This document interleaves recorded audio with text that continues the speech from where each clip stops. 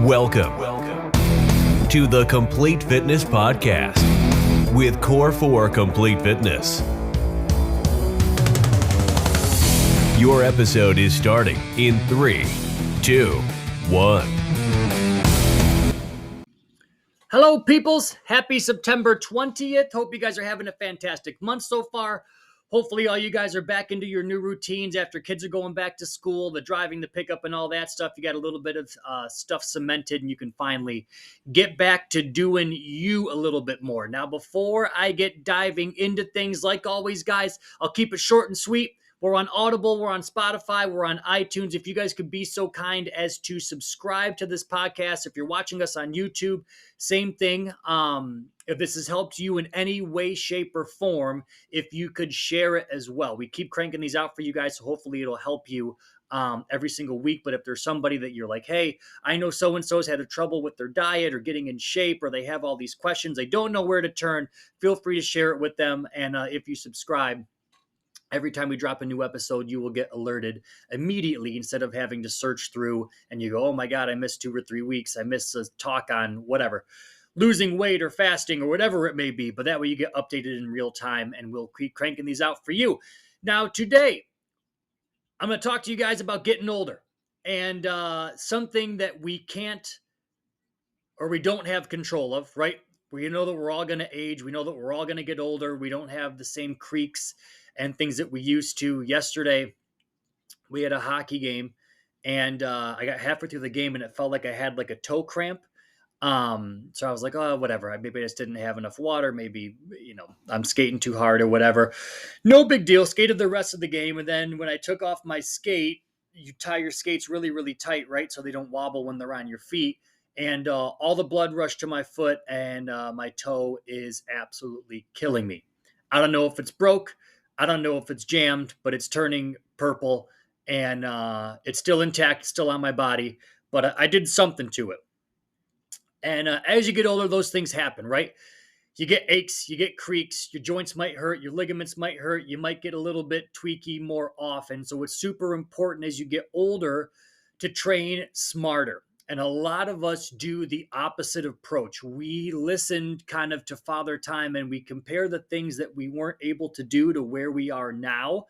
And we go, oh my gosh, I need to work out so much harder and spend so much longer in the gym, and I need to add more weight. I used to be able to do this, and this when I was in my teens or my 20s, and now I only do half of that.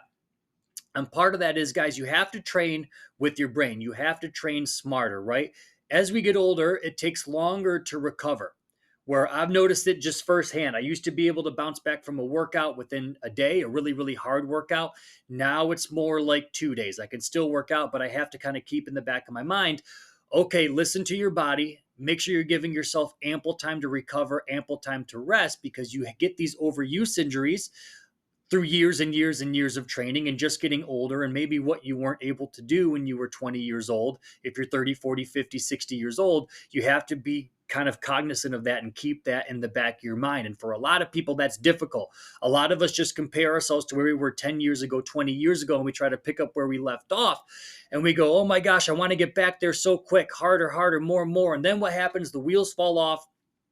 You tweak a knee, you tweak a shoulder, you throw your back out, and then you set yourself back months when all you had to do was use a little bit of that brain upstairs. You can still train hard, you can still exercise hard, but you have to remember the recovery time is super duper important. Now, to piggyback on that, I've mentioned this stat in one of our other podcasts, but once you cross over the age of 30, on average, people lose between 3 to 8% of their muscle mass per decade. So you can see, why is it so important to strength train? Why is it so important to resistance train?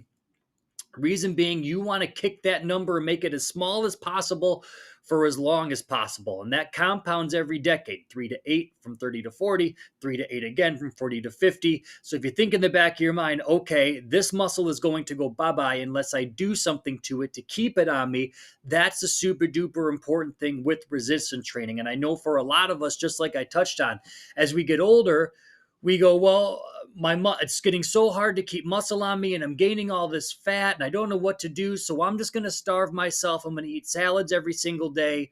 And I'm going to spend an hour on the elliptical, an hour on the treadmill, completely negate any sort of strength training because I want to slim down and be super duper small. There is a positive to cardio, guys. You want to still keep your heart healthy. You want to still keep your body and your legs moving, right? You want to get your steps in. You want to do all that stuff. But if you're only doing that, you're missing out on a huge, huge, huge part of what's actually going to get you results. Now, I'm not saying that you have to go deadlift 600 pounds or put 5 plates on either side and try to bench press that if it's your first time in the gym for a long time, or if you're just getting older. But you have to be cognizant of that stuff.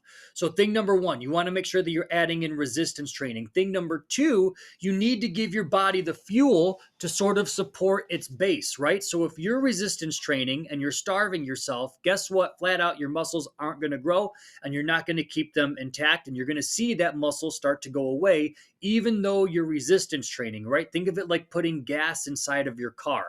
If you can, lay on the accelerator, go up to 800,000 RPMs, you're going to run your gas tank out and you're going to run out of fuel and you're not going to be able to drive any well, right? Your body's like the same thing. You can't go, I'm going to strength train 3 to 4 days a week, do cardio on top of that and have 2 salads a day and a protein shake and some kind of breakfast bar and expect to see fantastic results. You have to make sure you're getting in your protein to make sure that you're actually holding on to your muscle, right? I've mentioned this before in here, but no matter how hard you train, it's in the repairing process that you actually see the results, right? So when you are doing resistance training, when you are doing strength training, when you're trying to keep this nice strong base that you have, you're actually tearing those muscle fibers, right? When you're doing a bicep curl, think of it, little tear, little tear, little tear, little tear.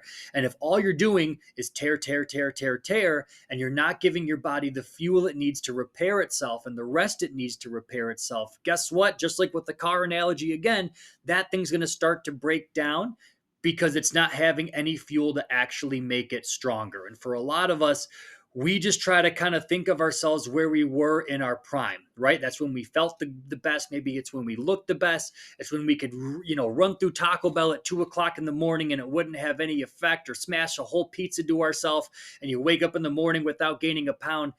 Obviously, as you get older, that gets tougher, if not impossible to actually do. So you have to be able to train with using your brain upstairs. Now, you can do a kick-ass workout. You can push yourself, but just remember, guys, you're going to get to that point if you're not taking care of yourself and being careful, that things are going to start to break down. It's in the repair process, the recovery process, that you actually see the results.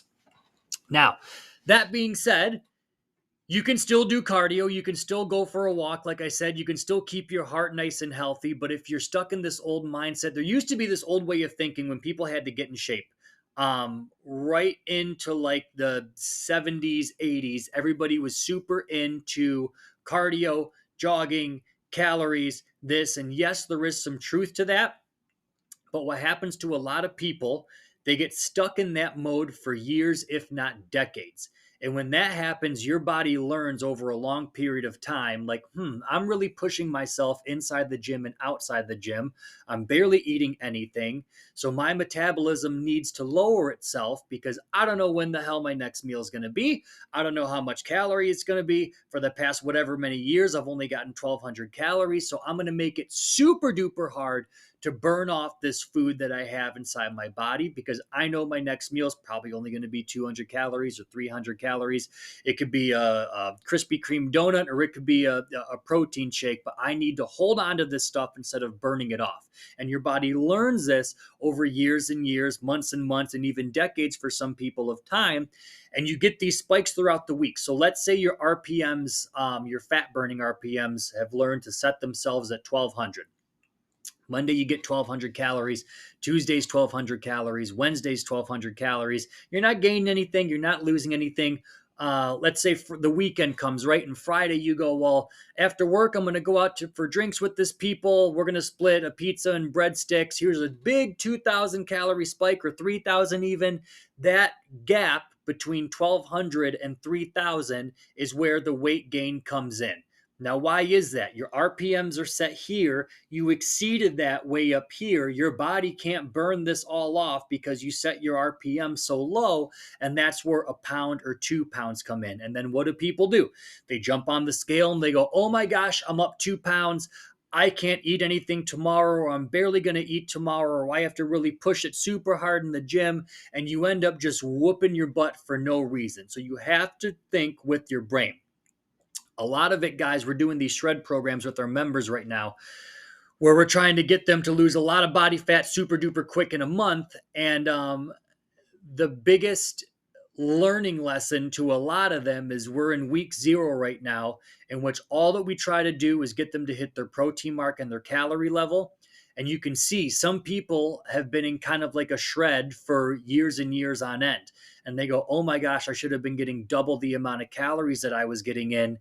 No wonder that my body isn't responding well to anything. And what happens is you end up kind of painting yourself in a corner. And some of you guys might be able to relate to this. Let's say you're 30 years old and you're like, you know what? I want to get these 10 pounds off of me. So I'm going to back down my calories, let's say 250. You do good for a week or two there. And then you're like, well, this isn't working. Let's back it down another 250. I kind of plateaued. Another 250, another 250, until all of a sudden you're like, holy shit, I'm barely eating anything all day. I can't lose a freaking pound. What do I have to do? And that's a telltale sign that your metabolism is beginning to downregulate itself and slow down. So in terms of food, guys, you want to make sure that you're giving yourself food that your body needs. And by that, you're automatically usually going to have lower calories. So I'll give you an example. Picture there's kind of two people. Both of their caloric goals are set at, let's say, 2,000 calories. One person wakes up and they have an Egg McMuffin and they have, a Mickey D's hash brown and an orange juice. That probably gets you to 1,000. Then let's say they go by the break room and they have a donut because it's sitting there. Let's say that's, we'll say 300 calories. Then let's say they go out to Panera Bread and get a big bready, carby sandwich. That's probably pretty darn close to their goal. Dinner comes, they do whatever for dinner. They're over that 2,000 calorie mark by a hell of a lot. And that's where the weight gain comes into play. Now, they've only had a couple things to eat that day, honestly. They had Mickey D's breakfast, they had a donut, they had a Panera sandwich, and they had like a whatever the hell they wanted to have for dinner, call it spaghetti or something like that. Now, person number 2 goes, I have 2,000 calories I need to burn through. I'm going to have a protein shake, or I'm going to have protein oatmeal, put a scoop or two of oatmeal in there, dump some protein powder, stir it up. Let's say that gets you maybe 300-ish calories, right? Pretty low bang for your buck in terms of your calorie level, and you're getting in a lot of protein as well. Let's say they go to work and they have a Quest bar instead of a donut, or a protein bar instead of that. Let's say they brought their lunch and they had like a turkey and cheese roll-up, or they had a leftover chicken breast with broccoli and rice, and then dinner comes and they had, a burger without a bun, and they had a side of asparagus, and they had a little thing of rice to go with it. That person, you can see, probably ate a lot more food, which is going to keep them full for a longer period of time than the person that went to Panera, had the donut, had the Mickey D's thing. And they're probably still going to have a lot of calories left over, even though their body's actually full. And that differentiation with the calories, it's what's going to get you to actually lose weight. Does that make sense to you guys? So filling up on the right stuff, as you can see, doesn't mean starving yourself. You can still lose weight while being full, just so long as the food that you're getting in is the right food. And for years and years and years, people have kind of thought less is more. Well, I want to lose weight. I want to become lighter. So I have to make sure that I'm not getting in this food. And then what happens? The wheels fall off and you crash. You're like, oh my God, this sucks. I haven't eaten anything all week. Saturday comes and it's kind of like, for lack of a better term, we call it like revenge eating, where you're like, I earned this Saturday, damn it. I've been doing good all week. I want to go here and we're going to get mimosas and brunch, and it's a whole cheat day and the wheels fall off, and that's where all the weight gain comes into play.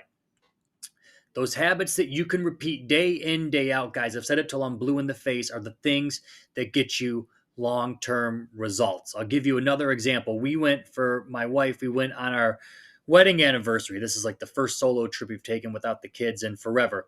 And On the trip, I've made it kind of like a conscious effort. I've mentioned it to you guys in here. I wanted to have some resemblance of a six pack either before I went, during the trip, or after. And I stuck to it. And I'm like, this is not going to be a wheels fall off vacation where I undo all the hard work that I did for the entire month. I'm going to have fun, but I'm going to keep it in check. And actually, a cruise was probably one of the easiest things to do it, contrary to what you would think, because you wake up, they got a big breakfast buffet, and you can go, all right, I want a piece of turkey sausage, I want some scrambled eggs, I'll have one piece of French toast, not 10 pieces of French toast. I'll have some coffee, and then you eat that. And I made it a point in my head. I'm like, fill up on all the protein. And if you're still hungry after that, go up and have a little treat for yourself. And every single morning, I was good to go. Then, usually after that, what do people do? They got the whole day open. So they're like, oh, we'll run by the bar. I made it a point to minimize or cut out beer completely. I think the entire trip I had 2 beers, and then the rest of it was either a vodka and soda or a tequila and soda, just so the calorie levels, again, are super duper minimal. Again, older you get, when you used to be able to hang out with your friends and party in, the woods and go out tailgating and all that. And then you'd bounce back and your midsection looked the same. Now I have like one Coors Light and my belly feels like it's like out to here. So I made it a point to do that. Dinner time, we would have dinner. It was usually some kind of protein source with a carb or a veggie, and they would give you like a little dessert with it too. And you were pretty much good to go. And I came back actually pretty damn lean, and I still had my abs and I felt pretty damn good. Also made it a point, guys, to slam this stuff: water, water, water, water, water.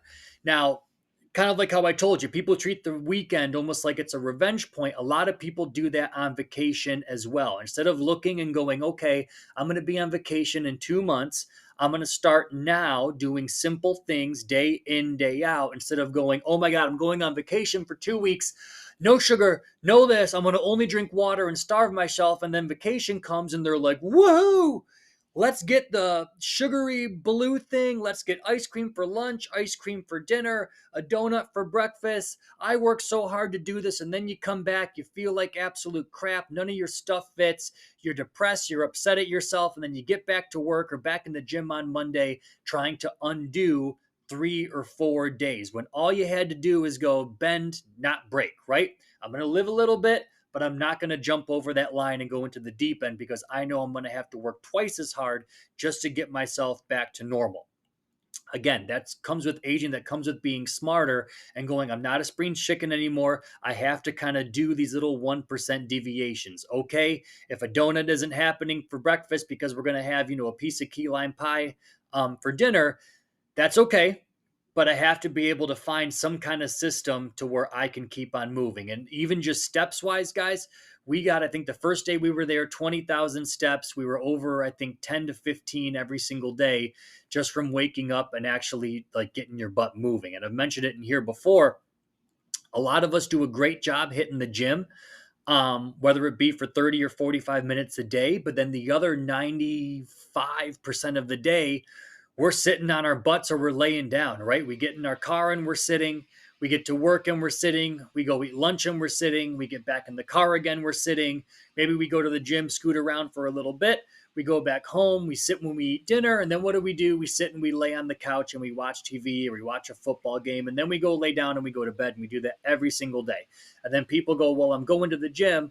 Why aren't I getting to where I want to go? You could be doing a great job in the gym with your workout routine, but it's plugging in those little things along the way, still keeping your body moving. Like I touched on before with the resistance training and cardio, that's why it's so important to still move your body, right? You want to make sure that you're still moving, still staying active, on top of challenging your muscles, challenging your body, and keeping your muscles strong. A lot of it too, guys, as you get older, your bones start to lose their density as well.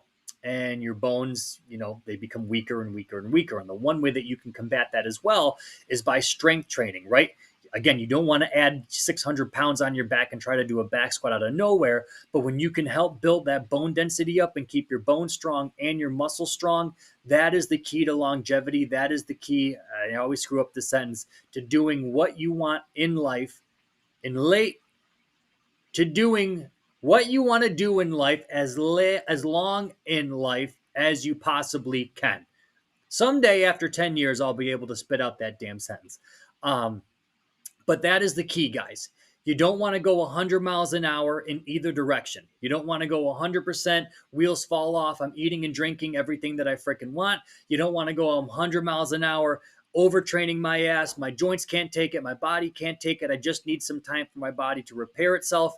And like I said in the beginning, you guys know, it takes a little bit longer to bounce back, takes a little bit longer to recover.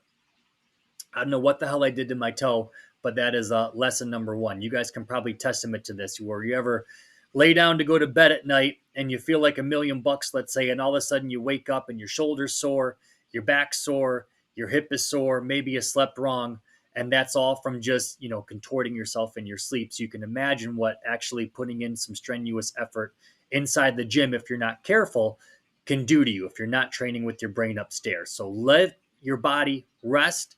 Let your body recover, train with your brain, guys, and that's going to ensure that you stay healthy for years to come, that your muscles are strong for years to come, that your ligaments, your tendons, your bones are strong for years to come, and that you're putting the right things in your body.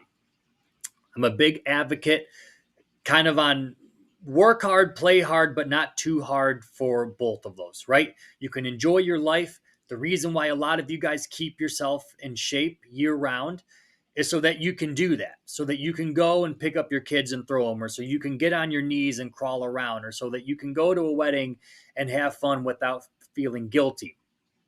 But if you have a wedding every single day or every single weekend, and you're going, all right, birthday cake and this and this and this, you can see how that party has to kind of slow down a little bit, and you have to have more of a balancing act. You can have fun, you can enjoy your life. That's why our lives are great, is because there's those moments that you can enjoy, but you have to make sure that you're doing the things in between the lines that are going to give you those awesome results. And that's how you stay in shape for years, not just for a couple weeks, not just for a couple months, but the people that are continually healthy are not on again, off again. 2 feet in, 2 feet out. I started and then I quit. Or things got crazy and then I quit. Or I got a flat tire, guess I can't go to the gym. Guess I sneezed today, guess I can't go to the gym. There's always going to be reasons, but your excuses, no matter how legitimate they are, will not get you your results. A little bit of tough love. Again, your excuses, no matter how legit they are, will not get you results. I stubbed my toe, or who knows what I did, broken, jammed it, whatever the hell it is, but I'm still going to train upper body this week. There's ways that you can work around stuff. It's all about just finding ways around it and keeping your body moving. And again, that's how you get healthy for years and years to come. Now, piggybacking on that, as you get older, guess what starts to suffer a little bit? Your joints, your ligaments, your tendons. People want to look young for a longer period of time. They want their hair to look good. They want their skin to look good. Maybe you want your nails to look good, all that stuff. And we got something for you in the Core 4 Supplement store. Head to core4supplements.com. We have our brand new collagen protein, which is great for everything that I just listed above. If you want radiant skin, if you want to look like $1,000,000. And the cool thing is, guys, it is completely flavorless. People in the morning have been adding it to their coffee, adding it with their actual protein shake. So you get like a double dose of all the stuff that's good for keeping everything intact as far as your muscles and the stuff that actually holds your muscles together and keeps them nice and strong. Super, super awesome supplement. I can't recommend it enough. Collagen protein on the Core 4 Supplements site. Head to core4supplements.com. And like always, since you are a podcast listener or watcher, if you use the code word podcast at the checkout, you'll save 10% off your whole order. And if you spend over $100, you get free shipping on everything. So I always tell people, if you want to get a few things, usually the 10% off will cover all the taxes and shipping and all that stuff. And then on top of it, you do get free shipping if you spend over $100. So shop away, peoples. But that is all I got for you. Now is the time, again, where people tend to get back cemented in a routine. And when that happens, if they took time off, they tend to compare where they were months ago or years ago, and they bite off more than they can chew. Use your brain, be smart. Don't compare your old self to where you are right now. You'll get back to that old self, your real self, But it starts with being smart and taking those small little steps to get you where you actually want to go. So make it a great week. Make it a great Wednesday. Happy Hump Day. Love you guys. Behave yourselves. Have a great rest of September. And I will see you back in here next week.